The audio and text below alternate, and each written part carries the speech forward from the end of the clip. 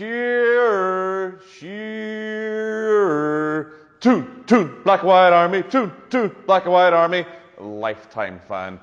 Today we are just going to cover knee shift in the squat. Common error or common complaint that I hear when people squat is when they hit bottom range, they feel like their knees shoot forward, or they feel like their balance suddenly shifts forward when they hit depth, or they feel like they can't hit depth and keep their balance at the same time. So this is quite an easy one to solve. So for most people, this happens because they try and avoid knee travel.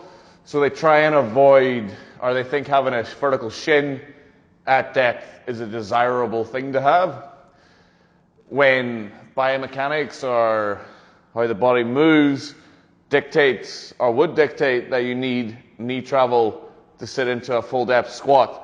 If I try and keep my shin vertical and try and squat, it is absolutely absurdly difficult to do that with a load.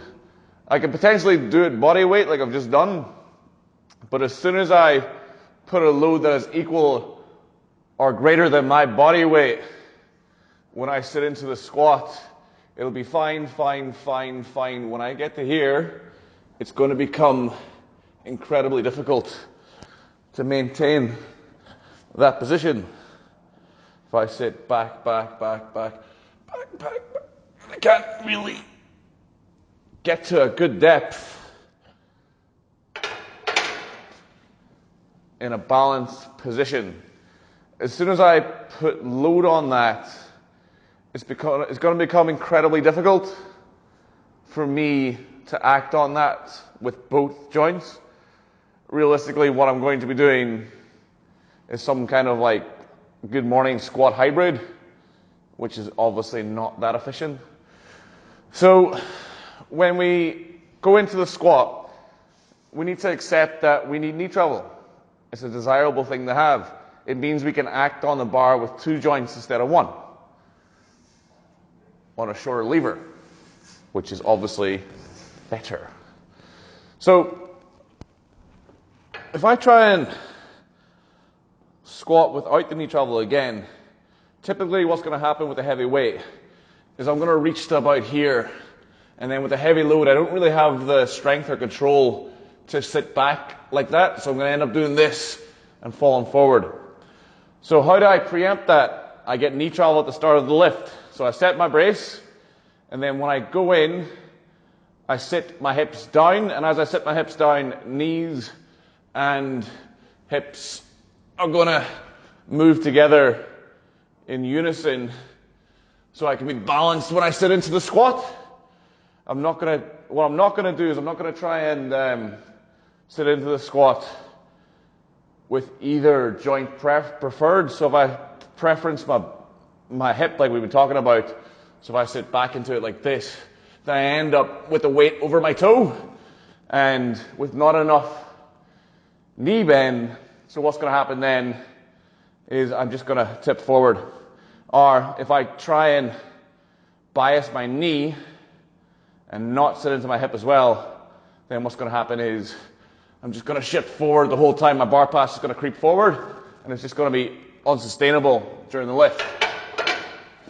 So what I'm looking to do is I'm looking to set here, grip the floor with the feet, find the point of balance. So with a high bar, I may stand like this. So the high bar position, I might start the squat, grab the feet, find the point of balance here. With a low bar squat, I might find the position and then find the point of balance, which is more here. So when I'm squatting, I'm probably going to have a bit less knee travel because the point of balance is further back. When the bar is higher up, find the point of balance, sit down. I'm probably going to have more knee travel because with a high bar position, as I sit down, the point of balance, to keep the bar balanced over midfoot, I need to shift my hips forward a bit more so I can find my hips here. Whereas with a low bar squat, When we're here, find the point of balance. And when I sit down, I'm pretty much already balanced, so I'm just trying to drop my hips straight down into the squat. So. And again, with a front squat, don't know if it's getting in the way of the mic, so I'll not put it up there. But on a front squat, the point of balance is already forward, so I'm just trying to stop that from getting any more forward of my center, and so I'm going to end up with a more upright torso. That's where the lean comes from. The lean comes from the adjustment to the point of balance on the lift. So when the bar is further down my back, the reason we put the bar further down on the back in a low bar squat is, one, it shortens the lever slightly, means that we're trying to lift with the chunkier parts of the spine, the lumbar and thoracic, and we don't have the bar sitting up on our neck, our clavicle spine, our cervical spine. But what it also means, it means the bar's already over mid-foot. So all we have to do is just maintain that position, and to maintain that position, we need a bit more lean. With a higher bar position, we need to kind of try and find that balance point and then maintain that balance point. And that means we need to sit slightly more upright and be biased towards the knee, whereas in a low bar squat we might be slightly more biased towards the hip. And if we're more biased towards the hip, we're going to have slightly more lean. But the point is that we adjust to the position of the barbell. So you should be able to take the bar out in any position: overhead, front squat, low bar, way too low, kind of like a high bar that sits on the meat of the traps, a high bar that's too high, that's maybe sitting on your neck, and you should be able to adjust your positioning to find the point of balance.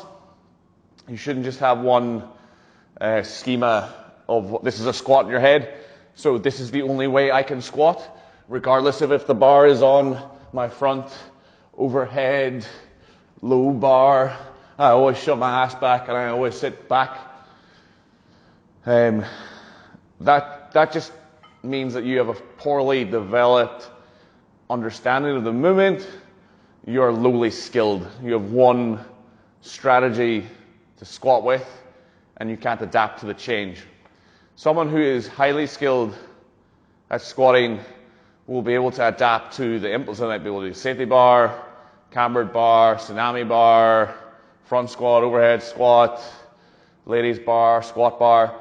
They should be able to adapt their positioning and their sequencing, so how they move. So sequencing would be maybe hips then down, knees then down, together then down.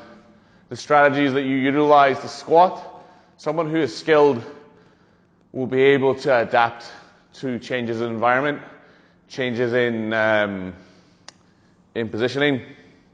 So, kind of the first point is pretty easy. Knee shift at the bottom of the squat is simply because you don't have knee travel early enough in the lift. You're leaving it too late and you end up shifting forward.